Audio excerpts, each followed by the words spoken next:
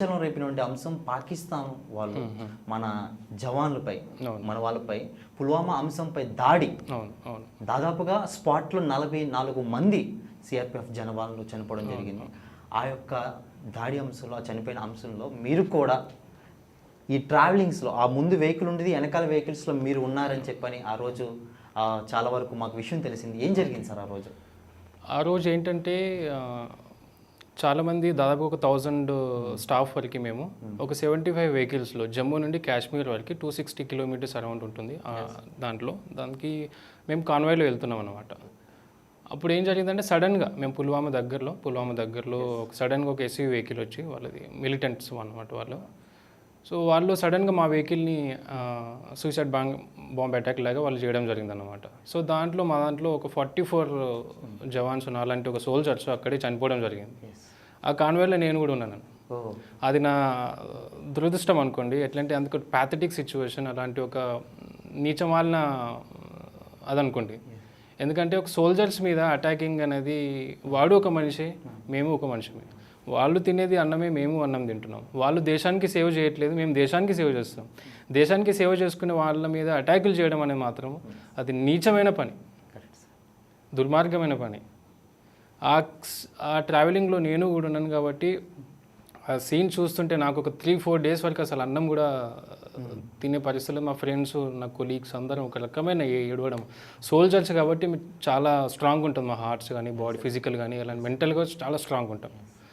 కానీ ఒక 3-4 డేస్ వరకు మేము కూడా ఈ కళ్ళల్లో నీళ్ళు ఉంటాయి కదా, అవన్నీ ఆవిరైపోయినాయి అన్నమాట. అట్లాంటి సిచ్యువేషన్ ఆ రోజు పుల్వామాలో చూడడం జరిగింది. మొత్తం దాదాపుగా 3 కిలోమీటర్స్ వరకు 70 వెహికల్స్. అవును. సో మీరు ఏ వెహికల్లో ఉన్నారు సార్? నేను దాదాపుగా 45th వెహికల్లో ఉన్నాను. నేను అన్నమాట శ్రీనగర్ వెళ్తున్నాను డ్యూటీ మీద, జస్ట్ 3-4 డేస్ వర్క్ మీద. సో ఆ టైంలో నేను కూడా అదే కాన్వేలో వెళ్ళడం జరిగింది అనమాట. ఓకే. సో అక్కడ దాడి అంశం జరిగిన తర్వాత మీరు చూడాలని దగ్గరికి వెళ్ళారా సార్? అవును, నాకు ఉంటుంది కదా, ప్రతి ఒక్క సోల్జర్కి ఉంటుంది చూడాలి అని చెప్పేసి. కానీ మా దగ్గర రెస్ట్రిక్షన్స్ ఏంటంటే ఏదైనా అటాక్ జరిగినప్పుడు అక్కడ గ్యాదరింగ్స్ ఉండవద్దు అనమాట. గ్యాదరింగ్స్ ఉండకపోవడం వలన నేను కానీ ఒక సోల్జర్ ప్లస్ ఒక హ్యూమన్ కాబట్టి చూడాలని యాంగ్జైటీ ఉంటుంది కాబట్టి వెళ్ళి చూడడం జరిగింది. నేను నా ప్లేస్ నుండి స్పాట్కి వెళ్ళడానికి దాదాపుగా 3 hours పట్టింది. అండ్ 3 గంటల తర్వాత వెళ్ళడం జరిగింది స్పాట్కి. కానీ చూస్తే మాత్రం అది హృదయ విదారకమైన సిచ్యువేషన్. సార్ ఆ టీవీలో చూస్తేనే మా కళ్ళంటే నీళ్ళు వచ్చినాయి. ఆ సందర్భాలు, ఆ ప్రదేశాలు చూస్తున్నప్పుడే మా హృదయం కదిలించిపోయింది. కానీ really proud to Narendra Modi గారు ప్రతీకారం తీర్చుకొని ఖచ్చితంగా మళ్ళా ప్రతీకారంతో ఒక్కడున్నామంటే ఎవరైతే కనుక తీవ్రవాదులు ఉన్నారో మొత్తం బ్లాస్టింగ్ అనేది వాళ్ళు హతమార్చారు. దానిపై మీ స్పందన? అదేంటే సార్, అది నరేంద్ర మోడీ గారు అని కాదండి, మాకు ఇండియన్ గవర్నమెంట్ ఆర్డర్ ఇచ్చింది మా ఇండియన్ ఆర్మ్డ్ ఫోర్సెస్కి. సో దాని ప్రకారం ఆర్డర్ని మేము ఒబే చేస్తాము. మాకైతే ఇన్ఫర్మేషన్ ఉండే, మా జాయింట్ ఇంటెలిజెన్స్ కానీ పైన ఇంటెలిజెన్స్ బ్యూరో వాళ్ళ దగ్గర ఇన్ఫర్మేషన్ ఉండే, బాలకోట్ ప్లేస్లో మిలిటెంట్స్ ట్రైనింగ్ సెంటర్ ఉంది అని చెప్పేసి మా దగ్గర ఇన్ఫర్మేషన్ ఉండే. సో దాని ప్రకారం ఎయిర్ ఫోర్స్ వాళ్ళు సడన్గా వాళ్ళ మీద ఎర్లీ మార్నింగ్ వాళ్ళపైన అటాక్ చేయడం జరిగింది. దాదాపుగా మాకు నంబర్ ఐడియా లేదు, బట్ 300-400 మెంబర్స్ వరకు మిలిటెంట్స్ చనిపోవచ్చు అని చెప్పేసి గెస్సింగ్ అనమాట. అది అన్అఫీషియల్ సోర్సెస్తోని మాకు తెలిసిన విషయం అది. ఎందుకంటే ఒక ట్రైనింగ్ సెంటర్లో ఎక్కడైనా సరే 300-400 మెంబర్స్ ఉంటారన్నమాట. వాళ్ళు ఆ విలేజ్లో, బాలకోట్ అనే విలేజ్లో అక్కడ 300-400 వరకు ఉంటారని నా గెస్సింగ్ అనమాట. అదేంటంటే గవర్నమెంట్ మోడీ గారని కాదు, ఎవరు ఇచ్చినా కానీ అది గవర్నమెంట్ ఆఫ్ ఇండియా ఇచ్చిన ఆర్డర్ కాబట్టి we obey all the government orders. Sir అసలు నిజంగా ప్రతి విషయం ఇదేనే కాదు, ప్రతిసారి న్యూస్లో చూస్తూనే ఉంటాం. 3 నెలల తర్వాత 6 నెలలకు లేకపోతే 2 నెలలకు పాకిస్తాన్కి ఇండియాకి మధ్య సంబంధించిన ఏంటిదో ఒక అంశం దాడులు అనేది జరుగుతూనే ఉంటాయి. చాలామంది సోల్జర్స్ అనేది చనిపోతుంటారు సార్. నిజంగా ఈ అంశాలు చూసినప్పుడు చాలామంది ఓపెన్గా చెప్పాల్సిన విషయం, సోల్జర్స్ అవడానికి భయపడుతూ ఉంటారు సార్. చాలామంది ఆ ఫీల్డ్లోకి, ఆర్మీలోకి రావడానికి భయపడుతూ ఉంటారు. అసలు ఆ ఫీల్డ్లోకి రావడానికి ఏ గట్స్ ఉండాలి, ఏ ధైర్యం కావాలి? దీంట్లోకి రావాలంటే దేశభక్తి అవసరమా, తల్లిదండ్రుల ప్రోత్సాహం కూడా అవసరమా? మీరు చెప్పిన దాంట్లోనే ఆన్సర్ ఉంది సార్. సోల్జర్ కావాలంటే ఫస్ట్ ఆఫ్ ఆల్ వాటిలో ధైర్యం ఉండాలి. నా జీవితం నేను దేశానికి సాక్రిఫైస్ చేయాలి అని ఒక వాడిలో ఒక ఆప్షన్ ఉంటేనే, ఒపీనియన్ ఉంటేనే మాత్రమే రావాలి. లేకపోతే నేను ఏదో నాకు ఒక ఎంప్లాయ్మెంట్ బయట దొరకట్లేదు కదా, అండ్ నేను ఇందులో వచ్చి జాయిన్ అయిపోయి ఏదో ఎంప్లాయ్మెంట్ ఆపర్చునిటీ చేసుకునే వాళ్ళకి మాత్రం I cannot suggest for those people. అట్లాంటి వాళ్ళకు సూటబుల్ కాదు ఈ జాబ్. ఎందుకంటే నా లైఫ్ నా ట్రైనింగ్ ఉంటుంది, 12 months ట్రైనింగ్ ఉంటుంది మాకు.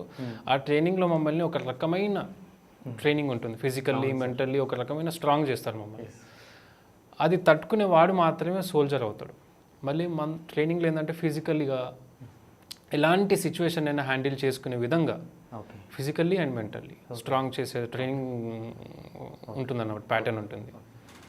అది తట్టుకొని మళ్ళీ ఫీల్డ్కి వెళ్ళిన తర్వాత డిఫరెంట్ టైప్ ఆఫ్ వర్క్స్ ఉంటాయి, క్లైమేట్ ఉంటుంది, అవన్నీ తట్టుకునే విధంగా ఉన్నవాళ్ళు మాత్రమే రావాలి. ఏదో ఎంప్లాయ్మెంట్ ఆపర్చునిటీ వచ్చింది కదా, వస్తే ఒక నెలకి 50,000 60,000 లక్ష రూపాయలు వస్తాయి కదా అని చెప్పేసి వచ్చే వాళ్ళకి మాత్రం నేను కొంచెం I cannot suggest for those people. ఒక డెడికేషన్ ఉండాలి. డెడికేషన్ లేకపోతే వాడు సోల్జరే కాదు. ఈవెన్ ఆల్సో నేను ఒక సోల్జర్ని. నేను అస్సాంలో పనిచేశాను, ఛత్తీస్గఢ్లో పనిచేశాను, అస్సాంలో ఇన్సర్జెంట్స్తో ఫైట్ చేశాము, ఛత్తీస్గఢ్లో నక్సలైట్స్తో ఫైట్ చేసాము, జమ్మూలో మిలిటెంట్స్తో ఫైట్ చేసినాం మేము. ఎక్కడికైనా నేను నా డ్యూటీస్ అన్నీ ఆల్మోస్ట్ కాంబాట్ యాక్షన్స్. అట్లాంటి సిచ్యువేషన్స్ తట్టుకునే వాళ్ళు మాత్రమే రావాలి సోల్జర్గా. లేకపోతే వద్దు అని అనుకోవడమే బెటర్. ఏదైనా సాఫ్ట్వేర్ జాబ్స్ కానీ, బ్యాంకింగ్ జాబ్స్ కానీ, టీచింగ్ జాబ్స్ కానీ చాలా ఆపర్చునిటీస్ ఉన్నాయి. సోల్జర్ అంటేనే ఒక డెడికేషన్, ఒక స్ట్రాంగ్ మోటివేషన్ ఉన్న వాళ్ళు మాత్రమే రావాలి.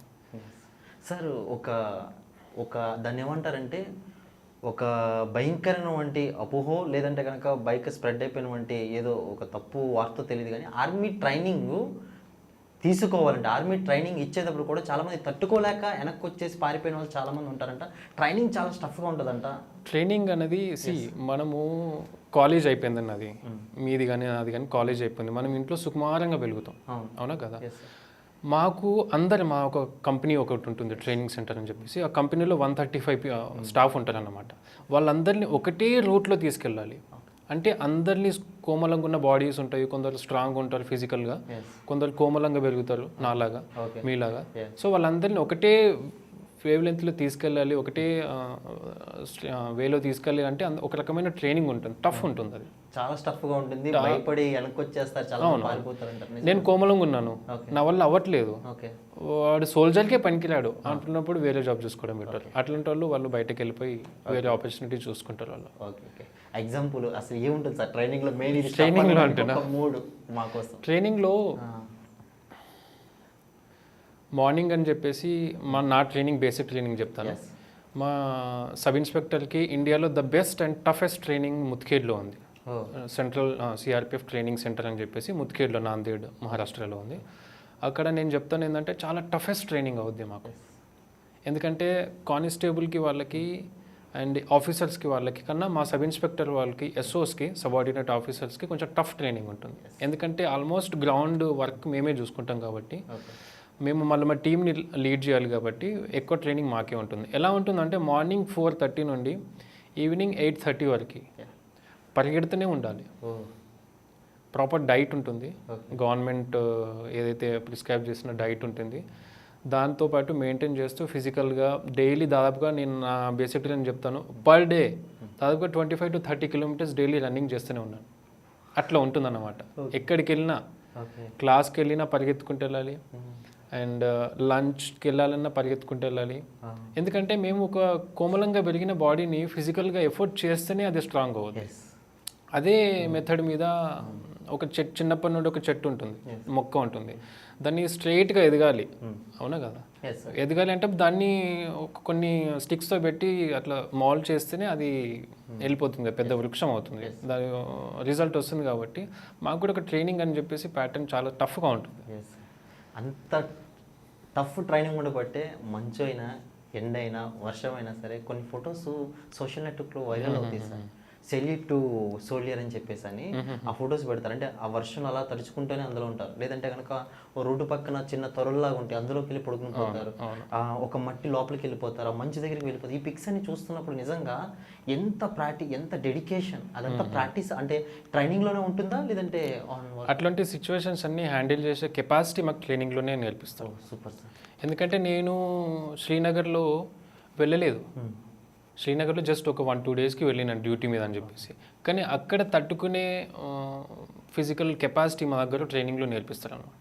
దానివల్ల ఎలాంటి క్లైమేట్ని కానీ, ఎలాంటి సిచ్యువేషన్ కానీ మేము హ్యాండిల్ చేసుకోగలుగుతాం. మళ్ళీ మా దాంట్లో మెంటల్గా మేము ఫిక్స్ అయిపోయినాం, ఎలాంటి సిచ్యువేషన్ అయినా హ్యాండిల్ చేసుకునే కెపాసిటీ మేము ఆ రోజు మా ట్రైనింగ్ రోజే మేము ఇండియన్ ఫ్లాగ్ పైన ప్రామిస్ చేయడం జరిగింది. సో ఆ ప్రామిస్ని మేము ఎప్పుడు మర్చిపోం. బా సూపర్ సార్.